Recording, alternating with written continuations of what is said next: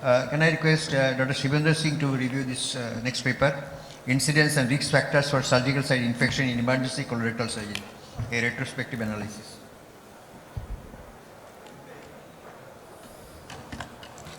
Next.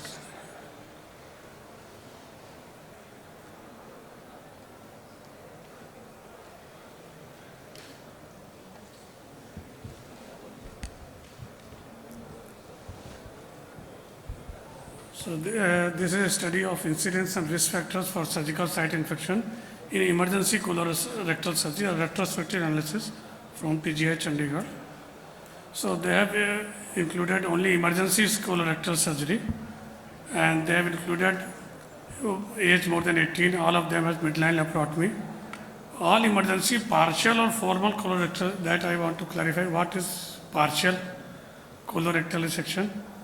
And coming to this analysis, they have shown that out of 24 patients, this was distribution, but in this they have not shown what this 12.51 patients are.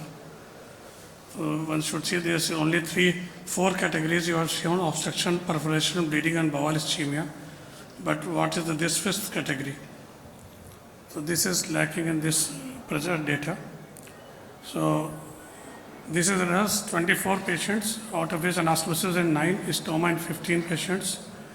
Incidence of surgical site infection was 5 patients, 20%, and class 3, class 4 surgical wounds were 16 or 8.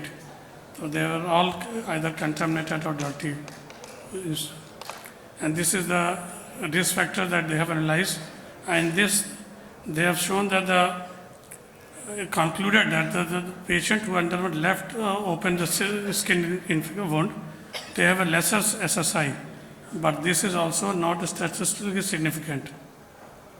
So coming to the conclusion, they have concluded that the delayed primary closure might be considered a preventive strategy, but I think there is no data to support this from this study. So my criticism is this is a very good study done for a problem which is commonly faced by general surgeons and GI surgeon. Only thing I want to know is it is a retrospective study, whether it is a retrospective analysis of prospective data or totally retrospective, because it is very difficult to get all the data from the hospital charts and manual records regarding SSI. Many times it will not be noted down. So unless it is a prospectively maintained database, very difficult to trust all this data. Very few patients, around 24 patients of over a 2 year. So it's a big center, numbers are quite less. And also I want to know whether they follow the standard recommendation, whether that is separate sterile incision closure tray, gloves were changed at the time of closure or not. What are instead of number of comorbidities, they should have used Charles comorbidity index to better categorize these groups. Their conclusion that regarding delayed primary closure, I don't think is justified based on their data what they have presented. And I think at present there is nothing new in this study that we don't know. The surgical site infection is very common in surgical, but still we have not been assessed. There are a lot of consensus guidelines recommendations are already available, and that we should have used, then come up with the conclusion. Okay, Dr. Bhagyasri, please answer to the reviewer. Good morning, everyone. First, regarding the statistical analysis in which it was mentioned that delayed primary closure would prevent SSI. Though our study did not show any statistical significance, the main drawback of the study was a limited number of study population, which had included only 24 patients over a period of 2 years, and it was a retrospective study. That's why we were not able to establish a statistically significant data. However, there are 12 patients who had left open skin and 12 patients who underwent primary closure.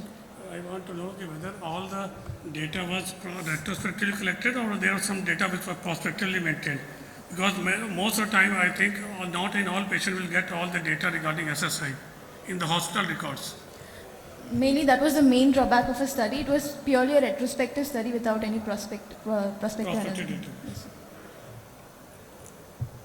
And all these separate that is standard recommendations that you are following at your place? Or? standard recommendations are being followed, but this, like, based on the surgeon dependent search. There was not any set criteria that we should change gloves, but general practice is I like. think it is better that you should do a more prospective study, which follow the standard guideline, which is at present recommended, and then analyze what factors come out to be.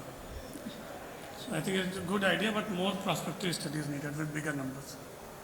Thank you. Any comments or questions from the audience?